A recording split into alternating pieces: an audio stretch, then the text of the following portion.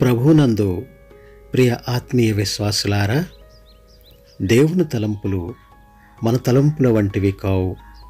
ఆయన మార్గాలు మన మార్గాల వంటివి కావు. భౌతిక, ఆధ్యాత్మిక ప్రపంచాలు రెంటిలోనూ ఒత్తిడి ఎక్కువైన కొద్దీ శక్తి అధికమవుతుంది అన్న సూత్రం వాస్తవమే. పరిస్థితులు మనల్ని చావుకు నడిపించినప్పటికీ ఏదో విపత్తు కలిగినట్టు బాధపడనవసరం లేదు.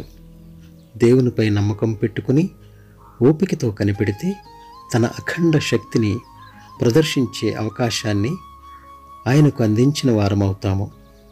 ఆయన చేసిన ఆశ్చర్యకార్యములను జ్ఞాపకం చేసుకునుడి. ఎడారిలో సెలయేర్లు అనే ఈ ఆధ్యాత్మిక పఠనము మీ ఆధ్యాత్మిక జీవితాలను మరింత బలపరిచే దిశగా నడిపిస్తుందని దేవుని నామములో ప్రార్థిస్తున్నాను.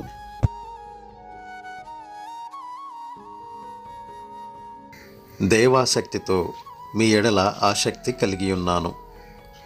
కొరింథీయులకు రాసిన 2వ పత్రిక 11వ అధ్యాయము 2వ వచనము. అనుభవం గల వైణికుడు తన వీణను ఎంత ముద్దుగా చూసుకుంటాడు. పసిపిల్లవాడిని అక్కును చేర్చుకున్నట్టు దాన్ని నిమురుతూ మురిసిపోతుంటాడు. అతని జీవితమంతా దానితోనే ముడిపడి ఉంది. కానీ దాన్ని శృతి చేసేటప్పుడు చూడండి, దాన్ని గట్టిగా పట్టుకుంటాడు. ఒక్కసారి గట్టిగా మీటుతాడు. అది నొప్పిలో ఉన్నట్టు తెరలుగా నాదం వస్తుంటే దీక్షగా దానిపైకి వంగి ఆ నాదాన్ని వింటాడు. దాని శబ్దం సరిగ్గా లేకపోతే ఆ తీగను లాగి బిగిస్తాడు. అది బిగువుగా తెగిపోవడానికి సిద్ధంగా ఉన్నట్టు కనిపించినప్పటికీ మళ్ళీ గోటితో గట్టిగా మీటుతాడు. అలా ఆ ధ్వని అతనికి సంతృప్తికరంగా వినిపించి అతని మొహంలో చిరునవ్వు విరిసేదాకా ఆ వీణను అలా హింసిస్తాడు. దేవుడు నీ జీవితంలో కూడా ఇలానే చేస్తున్నాడేమో గమనించు. ఈ వైణికుడు తన వీణను ప్రేమించినంతగా ఆయన నిన్ను ప్రేమిస్తున్నాడు. నీలో అన్నీ అపశృతులే. నీ హృదయ తంతుల్ని ఏదో ఒక శ్రమతో కఠినంగా సాగదీస్తాడు. నీ వైపుకి శ్రద్ధగా వంగి ఆలకిస్తూ నిన్ను గోరుతో మీటుతాడు. నువ్వు బాధలో కోపంగా కొరుకుగా గొణుగుకుంటే నీ గురించి ఆయన హృదయం గాయపడుతుంది. అయినప్పటికీ నాది కాదు ప్రభు, నీ చిత్తమే సిద్ధించునుగాక అనే స్వరం వినిపించేదాకా ఈ శృతి చేయడాన్ని చాలించడు.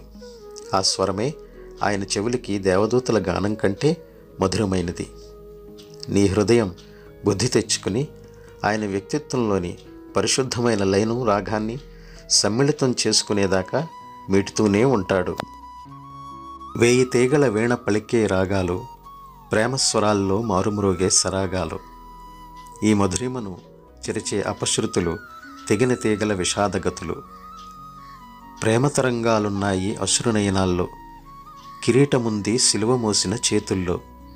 శ్రమించినవాడు విజేత కాలేడు, కష్టపడనివాడు విశ్రాంతి పొందలేడు.